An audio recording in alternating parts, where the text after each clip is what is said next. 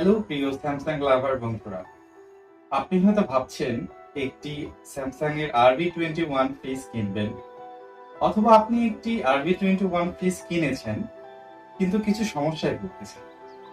আমি আমার চ্যানেলে এর আগে RB21 এই ফ্রিজটি নিয়ে কয়েকটি ভিডিও আপলোড করেছি। তো ভিডিওগুলির মধ্যে বেশিরভাগ কিছু মন্তব্য করা হয়েছে বা প্রশ্ন করা হয়েছে কিছু, যেমন এই ফ্রিজটির উপরে নরমালের দেওয়ালের পাশে ফ্রস্ট জমে কিছুটা, এতে কি কোনো সমস্যা হবে? তারপর ফ্রিজের তাপমাত্রা 3, 4, 6 অথবা 7 দিলে, এই যে এখানে 3, 4, 6 অথবা 7 দিলে আবার বিদ্যুৎ যখন চলে যায় ঠিক পাশে আবার চলে আসে, এর কারণ এবং এর সময়। তারপরে আরো একটি বিষয়, ফ্রিজটি মাঝে মাঝে শব্দ হয়, বিশেষ করে বিদ্যুৎ চলে গেলে আবার বিদ্যুৎ আসবে, এটা কি আসলে কোনো সমস্যা? তারপরে আরেকটি প্রশ্ন, ফ্রিজটির ডান ও বাম পাশটা গরম হয়ে থাকে কেন এবং এতে কি কোনো ক্ষতি হবে? এরপরে আরো কিছু প্রশ্ন হয়েছে, ফ্রিজটির ড্রয়ারের কর্নারগুলি কি বরফ জমে? এই প্রশ্নগুলি করেছেন নিচেরগুলি যা নতুন এখনো ফ্রিজটি কিনেননি তারা। তাদের প্রশ্নগুলির মধ্যে একটি, ফ্রিজটির ড্রয়ারের কর্নারগুলি কি বরফ জমে? ফ্রিজটির ক্যাপাসিটি কত? ফ্রিজটির বর্তমান মূল্য কত? এই ফ্রিজটি কি কিস্তিতে কেনা যাবে? তো এই সকল প্রশ্নের উত্তর দেওয়ার জন্যই আজকের এই ভিডিওটি। আমি চলে যাই প্রথম প্রশ্নের উত্তরটি। এই ফ্রিজটির উপরে নরমালের দেওয়ালের পাশে ফ্রস্ট জমে কিছুটা, এতে কি কোনো ক্ষতি হবে? আপনার এই প্রশ্নের উত্তরটি হচ্ছে, এই ফ্রিজের দেওয়ালে, আমি দেখাই আপনাদেরকে, এই যে ঠিক দেওয়ালে এখানে কিছুটা ফ্রস্ট জমে, এই যে এখানে কিছুটা ফ্রস্ট জমে। তো অনেকেই ভাবতেছেন আসলে স্যামসাং এর ফ্রিজ এখানে কেন ফ্রস্ট জমে। আপনাকে প্রথমে জানতে হবে এই ফ্রিজটি কি ফ্রস্ট নাকি নন ফ্রস্ট। অবশ্যই স্যামসাং এর এই ফ্রিজটি নন ফ্রস্ট নয়, সেহেতু অবশ্যই এই ফ্রিজটিতে ফ্রস্ট জমবে। যেহেতু আপনার এটা কোনো সমস্যা না, এটা নিয়ে আপনার কোনো প্রকার দুশ্চিন্তায় ভুগতে হবে। এরপরে দ্বিতীয় প্রশ্নটি, ফ্রিজের তাপমাত্রা 3, 4, 6 ও 7 দিলে বিদ্যুৎ চলে গেলে আবার বাঁচতে চলে আসে। সেম এই যে এখানে আপনার এবং আমার আর যত RB21 ফ্রিজ আছে সবাইরই এই সমস্যা।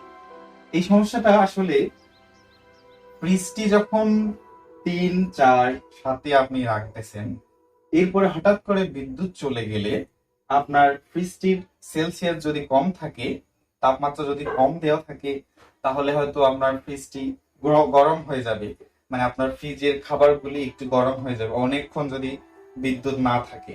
এর জন্য অটোমেটিকলি আপনাকে পাশে নিয়ে যায়। এরপরে যদি আপনার তাপমাত্রা 7 দেওয়া থাকে, তাহলে 7 থেকে পাশে আনার কারণ হচ্ছে, হঠাৎ করে ফ্রিজটি অন হওয়ার সাথে, হঠাৎ করে বিদ্যুৎ আসার পরে অন হওয়ার সাথে যদি 7 যায়, এতেও সমস্যা। এই জন্য স্যামসাং এটা করেছে সরাসরি পাশে চলে আসবে আপনার ফ্রিজটিতে, যখন বিদ্যুৎ চলে যেয়ে আবার বিদ্যুৎ আসবে।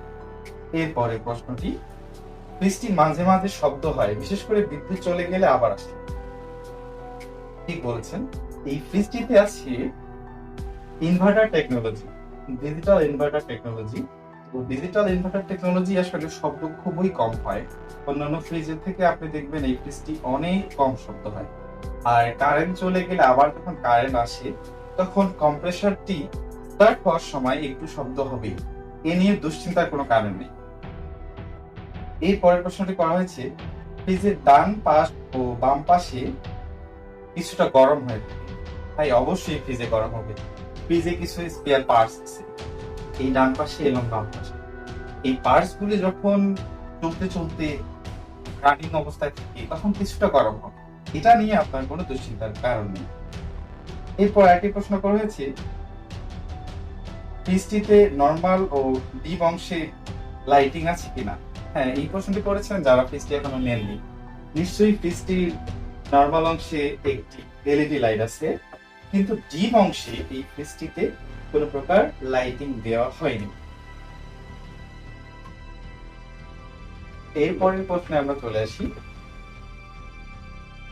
ফ্রিজটির ড্রয়ারের কর্নারগুলোতে কি বরফ জমে। ফ্রিজটির ড্রয়ারে কয়টা? আসলে অন্যান্য ফ্রিজের এই যে ড্রয়ারের যে কর্নার গুলি থাকে, এই কর্নার গুলিতে একদম বরফ জমে খোলা যায় না। দেখেন এই ফ্রিজটি কিন্তু এক ফোঁটা কর্নার গুলিতে বরফ জমে না।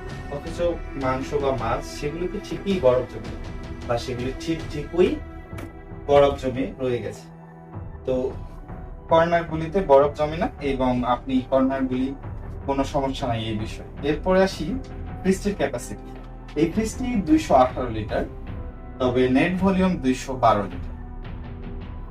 ফ্রিজটির বর্তমান মূল্য, এই ফ্রিজটি আমি 1 মাস আগে নিয়েছি, তখন ফ্রিজটির মূল্য ছিল 34,900 টাকা। তবে এখন ফ্রিজটিতে 2,000 টাকা দাম বৃদ্ধি করে দিয়েছে স্যামসাং কর্তৃপক্ষ। এই ফ্রিজটির বর্তমান মূল্য 38,900 টাকা। এটা কি কিস্তিতে কেনা যাবে? হ্যাঁ, অবশ্যই। স্যামসাং এর এই ফ্রিজটি আপনি কিস্তিতে কিনতে পারবেন। আপনার যদি কোনো প্রকার ক্রেডিট কার্ড থাকে, যে কোনো ব্যাংকের ক্রেডিট কার্ড 6 থেকে 12 মাসের একদম জিরো ইন্টারেস্টে এই ফ্রিজটি আপনি নিতে পারবেন। তো বন্ধুরা, আশা করি ভিডিওটি ভালো লেগেছে আপনাদের। আর অবশ্যই আপনাদের প্রশ্নগুলির আমি উত্তর দিয়ে দিছি।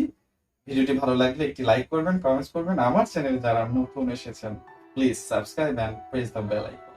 আজকের মতো এইটুকুই। আল্লাহ হাফেজ।